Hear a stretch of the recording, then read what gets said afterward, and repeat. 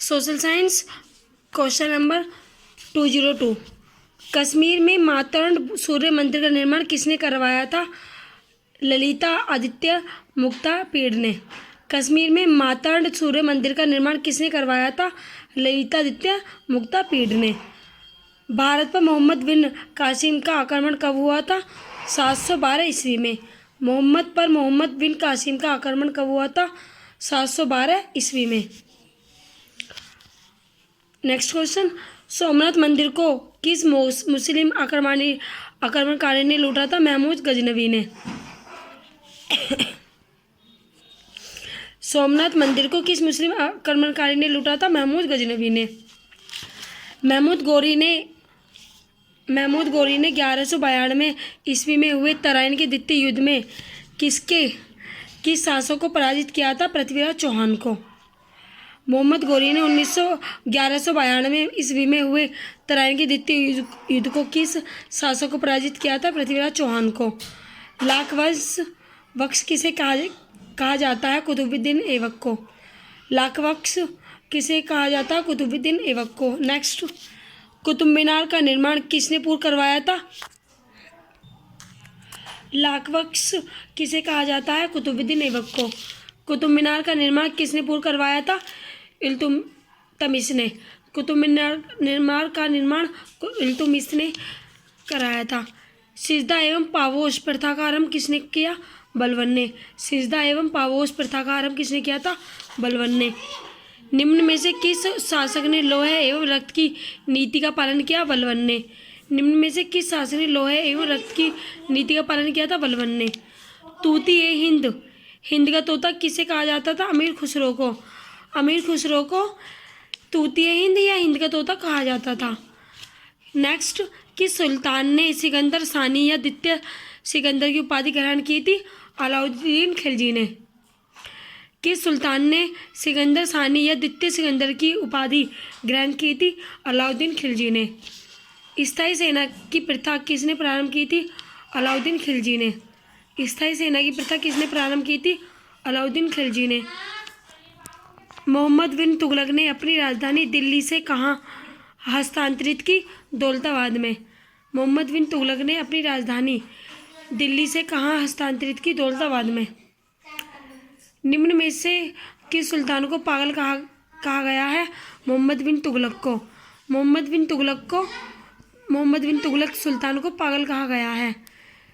Taimur lung ने 1398 में किसके शासनकाल में आक्रमण किया था? नासिरुद्दीन महमूद। तैमूर लंग ने 1398 ईस्वी में किसके शासनकाल में आक्रमण किया था? नासिरुद्दीन महमूद के। ब्राह्मणों पर सर्वप्रथम जजिया कर किसने आरोपित किए? फिरोज शाह तुगलक ने। ब्राह्मणों पर सर्वप्रथम जजिया कर फिरोज शाह तुगलक ने आरोपित किया। सर्वप्रथम किस सुल्तान ने सिंचाई कर लगाया? फिरोज तुगलक ने। सर्वप्रथम किस सुल्तान ने सिंचाई कर लगाया था? फिरोज तुगलक ने। मोरक्को का यात्री इब्न बतूता किसके शासनकाल में भारत आया था? मोहम्मद बिन तुगलक के। मोरक्को का यात्री इब्न बतूता किसके शासनकाल में भारत आया था? मोहम्मद बिन तुगलक के। दिल्ली के किस सुल्तान ने अपनी आत्मकथा लिखी है? फिरोज तुगलक ने। दिल्ली के सुल्तान फिरोज शाह तुगलक ने अपनी आत्मकथा लिखी है। गुलरुखी के नाम से कौन राजा जाना जाता है? सिकंदर लोदी। गुलरुखी के नाम से कौन सा राजा जाना जाता है? गुलरुखी के नाम से कौन जाना जाता है? सिकंदर लोदी। सांकेतिक मुद्रा का प्रचलन किसने किया था? मोहम्मद बिन तुगलक ने। सांकेतिक मुद्रा का प्रचलन मोहम्मद बिन तुगलक ने किया था। अष्टदिग्गज किसके दरबार में थे? कृष्णदेवराय के। अष्टदिग्गज कृष्णदेवराय के दरबार में थे। कृष्णदेवराय के दरबार में आने वाला पुर्तगाली यात्री था डोमिंगा पायस और बारबोसा। कृष्णदेवराय के दरबार में आने वाला पुर्तगाली यात्री था डोमिंगा पायस और बारबोसा। प्रसिद्ध तेलुगु ग्रंथ अमुक्तमाल्यद की रचना किसने की है? कृष्णदेवराय ने। प्रसिद्ध तेलुगु ग्रंथ अमुक्तमाल्यद की रचना किसने की है? कृष्णदेवराय ने। विजयनगर साम्राज्य के खंडर कहाँ मिले हैं? हम्पी में। विजयनगर साम्राज्य के खंडर हम्पी में मिले हैं। वर्ष 1965 ईस्वी में हुए तालीकोटा के युद्ध में किस साम्राज्य का पतन हो गया? विजयनगर का। वर्ष 1965 में हुए तालीकोटा के युद्ध में किस साम्राज्य का पतन हो गया? विजयनगर का। अजमेर की प्रसिद्ध दरगाह किस सूफी संत से संबंधित है? ख्वाजा मोइनुद्दीन चिश्ती से। अजमेर की प्रसिद्ध दरगाह किस सूफी संत से संबंधित है? ख्वाजा मोइनुद्दीन चिश्ती से। कबीर के उपदेशों का संग्रह है बीजक। कबीर के उपदेशों का संग्रह क्या है? बीजक। उत्तर भारत में भक्ति आंदोलन फैलाने का श्रेय है रामानंद को। उत्तर भारत में भक्ति आंदोलन फैलाने का श्रेय किसको? रामानंद को। संकीर्तन प्रथा के जन्मदाता थे चैतन्य। संकीर्तन प्रथा के जन्मदाता थे चैतन्य। नामदेव कहाँ के संत थे? महाराष्ट्र के। नामदेव कहाँ के संत थे? महाराष्ट्र के। अद्वैतवाद के प्रवर्तक थे शंकराचार्य। अद्वैतवाद के प्रवर्तक कौन से थे? शंकराचार्य। गुरु नानक का जन्म कहाँ हुआ था? तलवंडी में। गुरु नानक का जन्म कहाँ हुआ था? तलवंडी में। भारत में मुगल वंश का संस्थापक कौन था? बाबर। भारत में मुगल वंश का संस्थापक बाबर था। बाबर के बाद हुमायूं, हुमायूं के बाद अकबर था। बाबर ने अपनी आत्मकथा तुल्क ए बाबरी किस भाषा में लिखी है? तुर्की। बाबर ने अपनी आत्मकथा तुल्क ए बाबरी किस भाषा में लिखी है? तुर्की। निम्नलिखित में से किस युद्ध में हुमायूं शेर खां ने निर्णायक रूप से पराजित हुआ था? कन्नौज का युद्ध। निम्नलिखित में से किस युद्ध में हुमायूं शेर खां से निर्णायक रूप से पराजित हुआ था?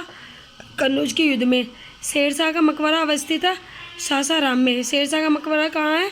सासाराम में। अकबरनामा की रचना की है अबुल फजल ने। अकबरनामा की रचना किसने की है? अबुल फजल ने। अकबर एवं महाराणा प्रताप के बीच प्रसिद्ध हल्दी घाटी का युद्ध लड़ा गया था 1576 में। अकबर एवं महाराणा प्रताप के बीच हल्दी घाटी का युद्ध कब लड़ा गया था? 1576 ईस्वी में। किस मुगल शासक ने दरबार की घंटी लगवाई थी? जहांगीर ने। जहांगीर ने न्याय की घंटी लगवाई थी। जहांगीर ने। नेक्स्ट क्वेश्चन, निम्न में से किस शासन काल में चित्रकला का सर्वाधिक विकास हुआ है? जहांगीर के। निम्नलिखित में से किस शासन काल में चित्रकला का सर्वाधिक विकास हुआ? जहांगीर में। मुगल काल में सर्वाधिक हिंदू मनसबदार किसके समय में आए थे? औरंगजेब के। मुगल काल में सर्वाधिक हिंदू मनसबदार किसके समय में आए थे? औरंगजेब के। मुगल कालीन भारत में राज्य की आय का प्रमुख स्रोत क्या था? भू राजस्व। मुगल कालीन भारत में राज्य की आय का प्रमुख स्रोत क्या था? भू राजस्व। किस मुगल शासक ने गुरु अर्जुन देव को फांसी की सजा दी? जहांगीर की।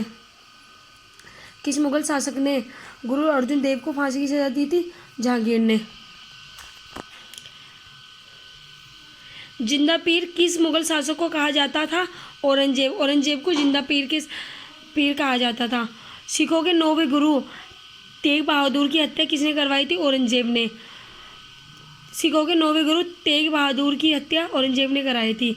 जहांगीर के दरबार में आने वाला पहला अंग्रेज व्यापारी था कैप्टन हॉकिंस। जहांगीर के दरबार में आने वाला पहला अंग्रेजी व्यापारी था कैप्टन हॉकिंस। रंगीला किस मुगल बादशाह को कहा जाता है? मोहम्मद शाह को। रंगीला मोहम्मद शाह किस मुगल बादशाह को कहा जाता है? मोहम्मद शाह को। किस शासक के मंत्री को अष्टप्रधान की संज्ञा दी गई थी? शिवाजी को। शिवाजी को अष्टप्रधान की संज्ञा दी गई थी। शिवाजी ने अपना राज्याभिषेक कहाँ कराया था? रायगढ़ में। शिवाजी ने अपना राज्याभिषेक रायगढ़ में कराया था। निम्न में से किसे जाट का प्लोटो अफलातून कहा गया? सूरजमल को। निम्नलिखित में से किसे जाट का प्लोटो अफलातून कहा गया? सूरजमल को। गुरुमुखी लिपि के जनक थे गुरु अंगद। गुरुमुखी लिपि के जनक कौन थे? गुरु अंगद। खालसा सेना की स्थापना तथा पाहुन पर्व का प्रवर्तक है गुरु गोविंद सिंह। खालसा सेना की स्थापना तथा पाहुन पर्व का प्रवर्तक है गुरु गोविंद सिंह।